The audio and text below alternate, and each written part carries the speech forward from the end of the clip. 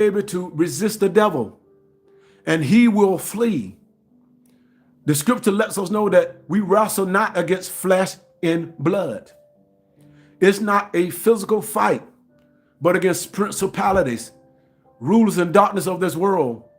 This is why we must fight spirit with spirit. You fight the spirit with the spirit. You fight with faith. You don't fight what you're facing with fear. Because when you try to fight it with fear, you're going to get caught up into fear. You're going to get caught up into anxiety. You're going to get caught up into being frustrated. You're going to get caught up into being angry. You're going to get caught up into being hateful. These are the things that are destroying your body that you don't realize and understand. Because oftentimes, see what the enemy will do when you become upset or when you become emotional, then you grab some sugar. You grab something that's going to try to cope and make you feel better. You're going to eat a piece of bread. You're going to eat some food.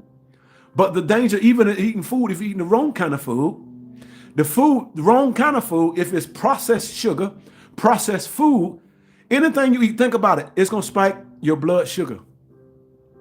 It's going to spike your blood sugar levels, which is going to make your blood pressure goes up. It's going to make your glucose goes up. It's going to make your cortisone levels go up. It's going to make your nerves become heightened.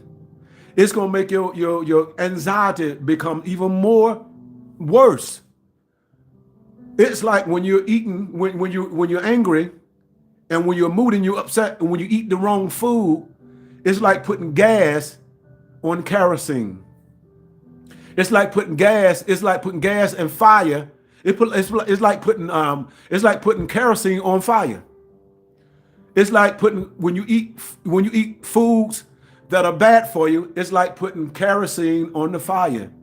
And when you put kerosene on the fire, it's going to inflame. It's going to go even higher. And that's what we are doing that we don't realize. Food is a food, and you think the food is bringing comfort to you. You think it's giving you, making you, it's going to make you calm. It may make you calm for a second, for that moment. But internally, what it's doing is raising your blood sugar. It's raising your temperament. It's raising your blood pressure. It's making you moody. It's like a mood swing. It's one of the biggest addictions you can have.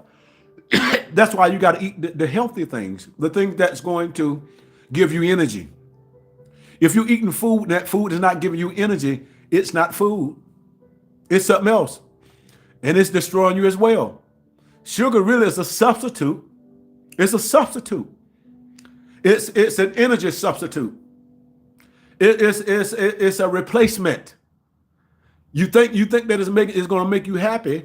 You think it's going to make you feel peaceful, but what it's doing is killing you softly.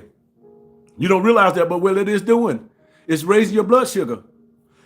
When you eat those fries, which is high in sodium, is high in carbohydrates, it's going to raise your blood sugar up. And the more your blood sugar go up, chemically, it's going to make you moody. It's making you calm for the moment, but within probably about an hour, that's when it's going to go to your bloodstream. It's going to activate. It's going to raise your bloodstream.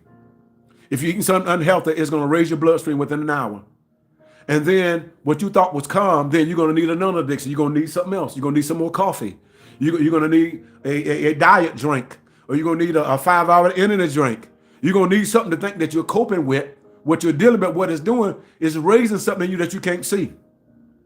That's why the scripture said we wrestle not against flesh and blood. You can't see it. It's a spiritual fight. You can't see what you put in your body, but you're going to feel it. It's going to cause an emotional reaction. Just think about even the foods you eat, the foods that we eat. A lot of these foods are full of hormones. Hormones, meats full of hormones, things that are produced or things that are that injected in these things that makes it larger, that makes it taste good, that preserves it. But you don't know the emotions or even just the thing that the animal that's been killed. You don't know how it died. It might have died from trauma. It might have died from fear. It might have died from all those things. And so those spiritual things also is being passed on to you, to you while you're in a trauma state where you think you're being calm or it's going to make you calm, but really it's going to inflame what's going on with you. So that's why